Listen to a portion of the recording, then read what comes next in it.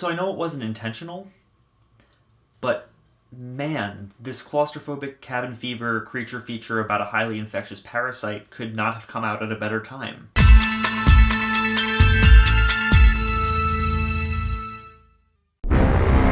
Something's wrong.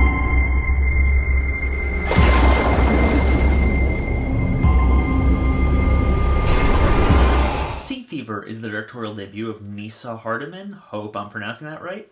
It stars Hermione Corfield as Siobhan, a young grad student who gets roped into a fishing expedition into uncharted waters, and when the ship gets marooned, she and the crew are forced to fight for their lives against a deadly parasite that's infected their water supply. I was pretty hyped for this movie. It screened at last year's Brooklyn Horror Fest, which is the first one I didn't attend in 3 years, and I'm really upset about it because Swallow and this were playing there, and both were pretty great. Sea Fever is a well-crafted and well-told cabin fever horror story with all of the aquatic horror you could hope for if you didn't get enough of it from underwater. It's funny actually, leading up to Underwater there were a lot of comparisons saying it was like Alien but in the ocean, and I feel like that comparison is much more appropriate for Sea Fever than it was for Underwater. This movie's a lot closer to films like Alien and The Thing than Underwater was. Similar group dynamic, similar claustrophobic feel, similar parasitic alien that lives inside the bodies of hosts until it bursts out of them in a gruesome fashion. Not as visually dynamic as Alien, but still pretty great.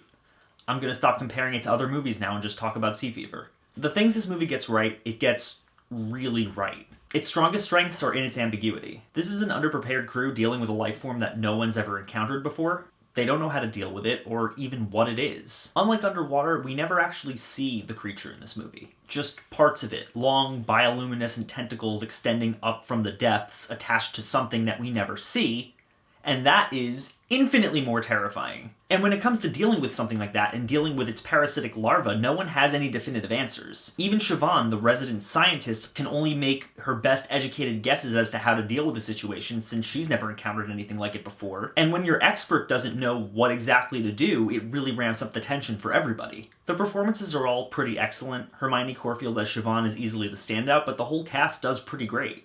Siobhan's an antisocial girl, she has trouble making friends, but she really takes to this boat's crew pretty damn well, and the group of them have a really wonderful dynamic. While I can't necessarily call any of the characters in this film memorable, certainly not as much as in similar films like The Thing, they're all still extremely likable. You find yourself getting endeared to them pretty easily, and thus it's really easy to care when their lives start getting threatened. But I think the most enjoyable thing about this movie is how weirdly topical it ended up being. The claustrophobia feels so much more agonizing when you're experiencing the same feeling in real life. The infectious nature of the parasite, the moments where Siobhan is begging everybody to stay in quarantine so they don't infect others in the outside world, it's all so true to life that it's scary. And I don't think those things will detract from the movie if you watch it outside of quarantine, but they definitely add to it when you're watching it in quarantine.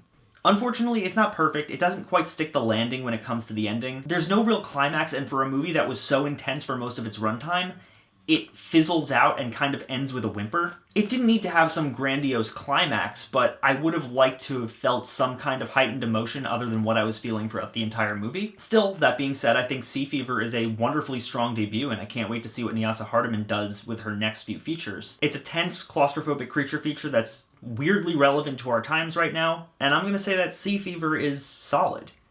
If you want a really good quality but quieter, less bombastic sister to January's Underwater, I'd recommend checking this one out. It's a good watch. You might enjoy it. It'll take your mind off the fact that you're stuck inside. As always, guys, thank you so much for watching. If you like this channel and you want to see more, click down there. Like, comment, subscribe. There's a Patreon link down in the description. If you want to donate to it, I could use your help now more than ever. You could be like all these cool people right here. Consider donating. There's all sorts of cool new rewards, everything from access to my private Discord server to gifts sent right to your door once a month.